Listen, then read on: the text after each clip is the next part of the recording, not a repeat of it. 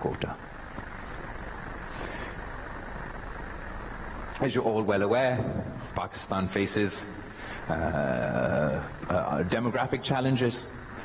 One of the most urbanizing provinces is the province of Sindh, with the highest rate of increase in population. Of the challenges that we face, and this is in the province of Sindh.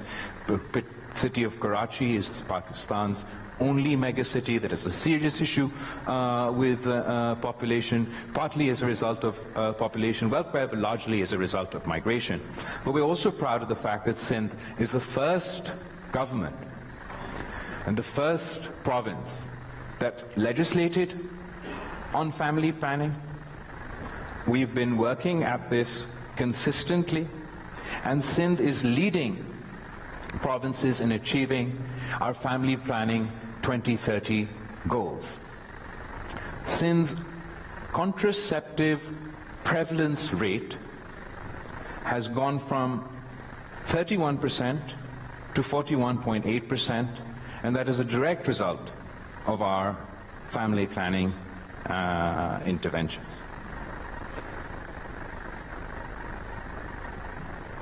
Along with family planning, I'd mentioned the sort of crux of our philosophy being about affordability. So we provide free of cost healthcare, because one of the most expensive challenges that any family can face can be the cost of healthcare. It can rip families out of the middle classes and into poverty, and also there are those who are completely out of reach. Similarly, we've tried to expand our network of public education facilities to ensure that our citizens get free of cost education, whether it's their universities, whether it's their primary school.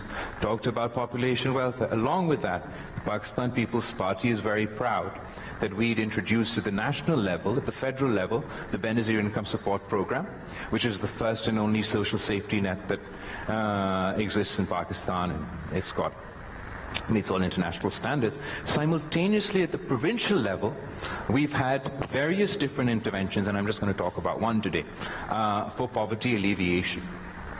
And that's our Sindh. Do you want to do it? Yeah. Sindh Rural Support Organization, through which we've provided interest-free loans and other supports, particularly to the women of Sindh. And as a result of this program, we've managed to lift so far 1.4 million women out of poverty. And the thing that I'm sort of proudest about this program is usually when we want to start an initiative, we go to either our international partners or local partners and we make a pitch that this is what we want to do, come partner for us, come give us financing. In the case of this SRSO, which became the People's Poverty Reduction Program, this was the one initiative where we'd started on our own in the province of Sindh, and it went so well that the European Union approached us that they would like to join us in financing this initiative, which allowed us to then expand it through international partners and our own local support. So as I mentioned, we provide interest-free loans. We've got interest-free loans for women to start their own businesses at different scales. So there's an average scale for if they want to start, to provide them support in the form of the loans, in these loans to start those businesses. Then there's sort of higher end, we provide a little bit more support through an enterprise development fund for more upscale businesses that they want to start. And it is primarily through that we've managed to lift these women out of poverty. But we've also included support for vocational training and low-cost housing and a whole host of other interventions. But just the point that I want to highlight as a result of this, even sort of the commercial people and business people present here today will know that the recovery rate of our loans from our commercial banks for some of our top strata within Pakistan society is nowhere near the recovery rate that I mentioned over here. For our 5.8 billion that became 9.8 billion rupees of investment in interest-free loans for for these women. Our recovery rate is 98%. So what that means is not only does it speak to this program's success, it also speaks to these women's success. And we're really very proud of that. I mentioned the flooding, the consequences that that had in 2022 for our education infrastructure. To put it into perspective, the scale of this flooding and how devastating it was, particularly for the province of Sindh, is that 70% of Sindh was submerged in water. 24 of our 30 districts were declared calamity hit, and 2.1 million houses were destroyed. And you can imagine the devastation that this caused to those communities that we witnessed firsthand. I happened to be the Foreign Minister of Pakistan at the time, and I'm very grateful to the Prime Minister Shehbaz Sharif and the federal government who all rallied together. I'm very grateful to our friends in the diplomatic corps for their support and for the Sindh government's efforts that allowed us to launch the world's largest housing initiative. Before us, I'm going to say the wrong name, so I'm not going to say the country, but now we currently, the world's largest housing initiative to rebuild these 2.1 million homes.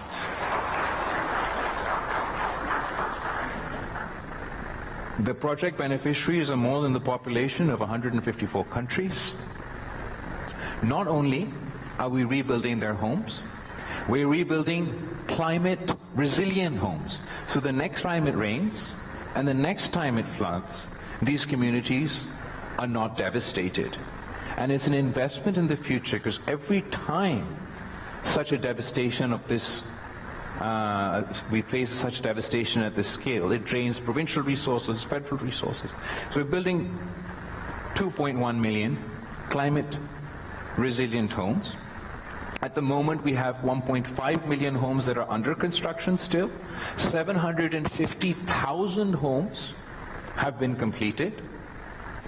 And the beauty of this initiative is that it's not just climate resilient housing initiative. It's also a women's empowerment initiative. Because while building homes for these women who could never, or these families who would never envision having a solid house over their head, we also, because 90% of these people were living on government land in makeshift houses. So we also have transferred the land titles for these homes in the names of the women of the households. And that is the largest asset transfer initiative in a generation. As a result of this, when we hand over these houses to these women, they now have an asset. They have security. These families know that they can't be removed from their homes. The value of these properties, as soon as we hand over the land titles, drastically increase. And for generation after generation, these properties will continue and be passed on to future generations. But it also provides them with an asset that, if they would like, they can use to take out a loan, to do. So it's overall, it's not only sort of housing reconstruction, it's poverty alleviation, it's women's empowerment. We opened bank accounts for all these women. 2 million bank accounts have been opened for women who would never have seen a bank.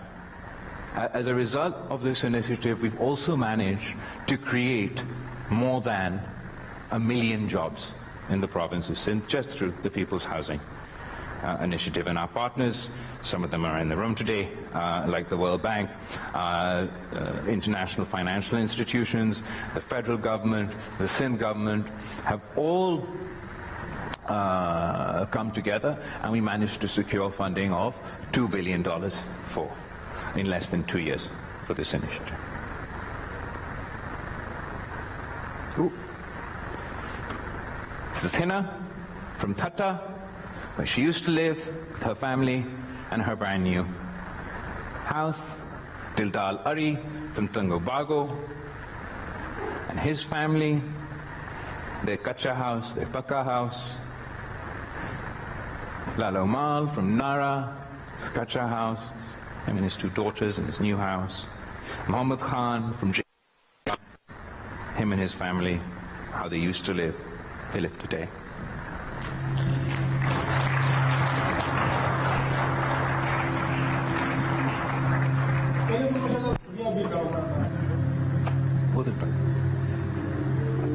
घर का खर्चा, बच्चों का, अपना सारा कुछ सही चलता था। बारिश के बाद तो वो बिल्कुल खत्म हो गया। हम इधर ही रहते थे, हमारे कच्चे घर होते